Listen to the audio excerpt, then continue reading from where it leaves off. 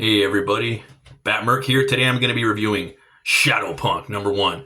This is a book that, yeah, man, I've had forever. I've just, been trying to cut out some time to read it and then review it. And what I like to do is I like to read the book and then do the review. That way it's fresh in my head. And you know how cartoonists are. We processed a lot of stuff. Our memories aren't that great, but we process everything. So it came with all these really cool tchotchkes.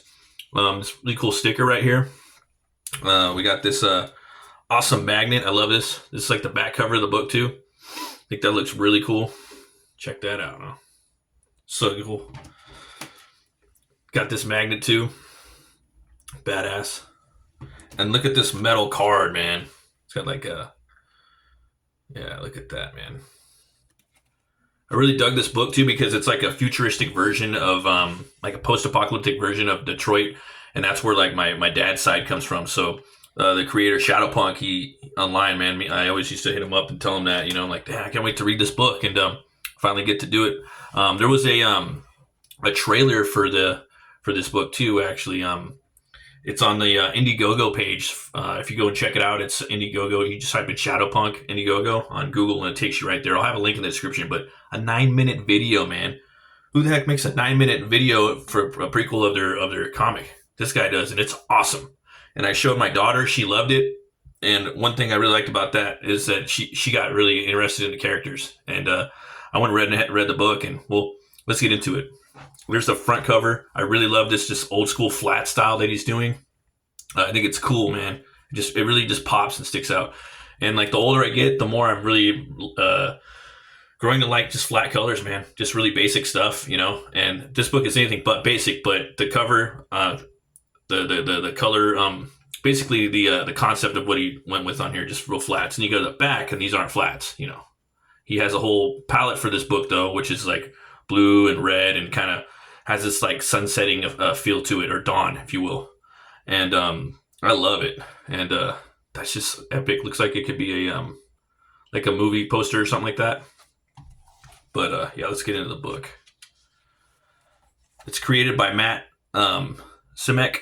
Detroit, a city under siege from inside. While the regime's grip tightens, a small resistance is waiting for a hero to step forward.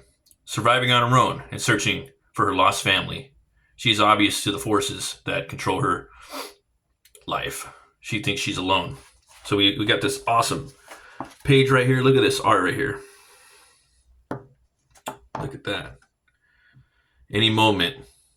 Same old, same old. What's it going to take to wake her up? Hard to say. But she's way too comfortable in that hole in the ground.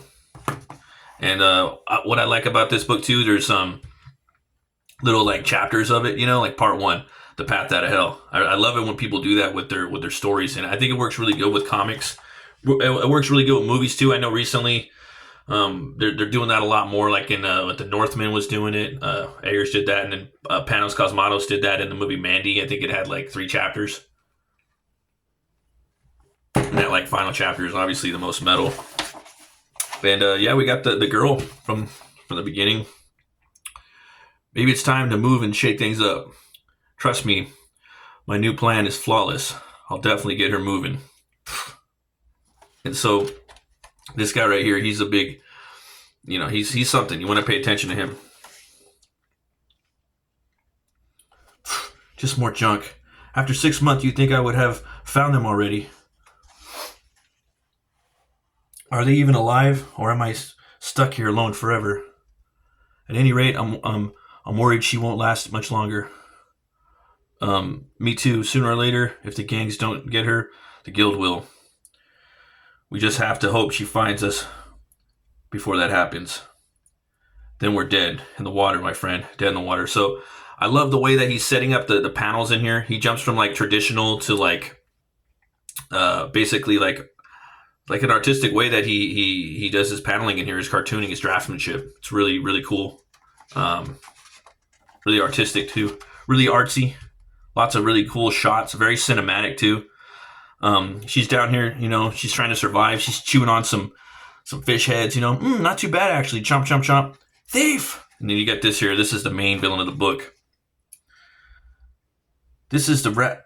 This is the rat you've been eating from our plate. Yeah, that's the one. This is ours. Everything here belongs to us. Again, love the color palette in this book. You know, that's Matt's style. You know, his that he uses these colors a lot. You know, and I think I've seen him do other people's like posters and things like that with his style. It looks really cool. So she's just getting beat up all the time in here, man. She just takes an ass whooping left and right. You know, this chick right here, listen up. Oh, you got to see that again. Hits her in the face. Look at that. You know, they're just poor kid, man. You know, and again too, like this book is hardcore. You know, if you are gonna have your kids read it, I'm gonna definitely let my kid read it. You know, you definitely want to check it out first, but I think it's passable for me personally. A lot of these stories that we listen to when we're kids, you know, like the Grimm's fairy tales, are brutal, you know, and they teach you life lessons, you know. And this is almost like a Grimm's fairy tale in some ways, you know. On another point too, like kids like dark stories, man. They love Halloween. So like you want to kind of push it, you know. They're not stupid, you know. You can't just give them like the cookie cutter baloney all the time, you know.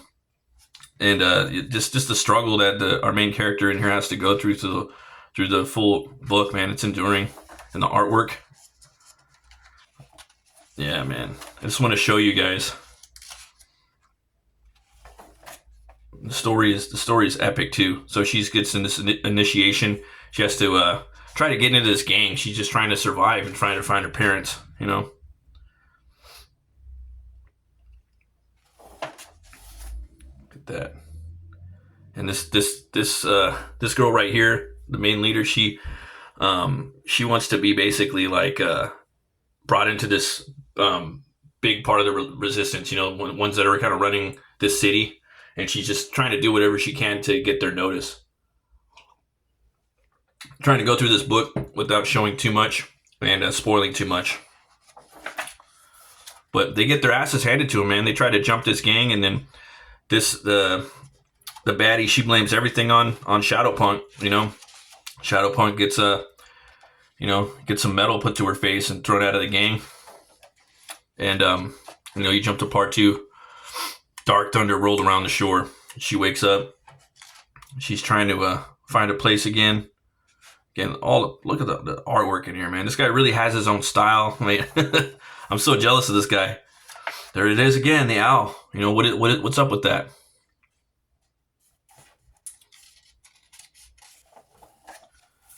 Big shot right here. She's going in through the sewer pipes.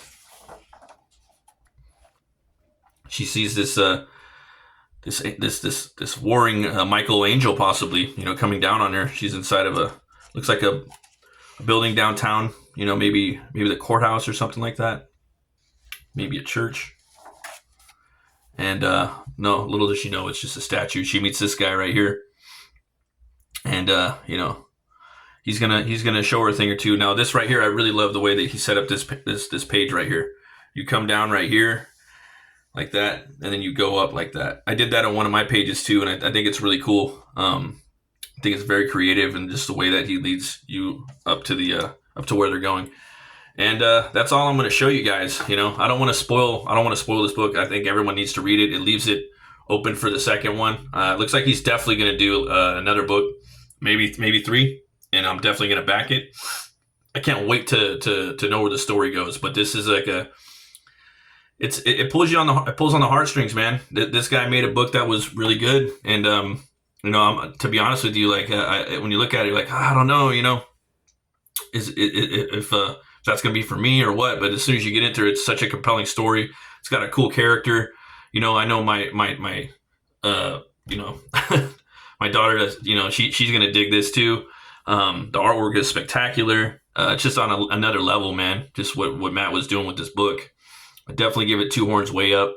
Again, touching back on the like Grimm's fairy tale, the dark fairy tales, it kind of feels like she's in that world, you know. And just a very inspiring book. Just makes me want to go out and write and draw some more and work on my own stuff. And can't wait to see where the story goes. and see where Shadowpunk, what's headed in her future. And there's some stuff you see, little teases when you watch the 9-minute prelude to this. You see where she came from, and she's trying to find her family. And yeah, I don't want to spoil it, you guys. This, oh man, wish I didn't sleep on this so much. I wish I picked it up and read it earlier. But go check it out, guys. Thanks for watching. Always remember to be bold, be brave, and roll the bones, know your role. I'll see you guys next time.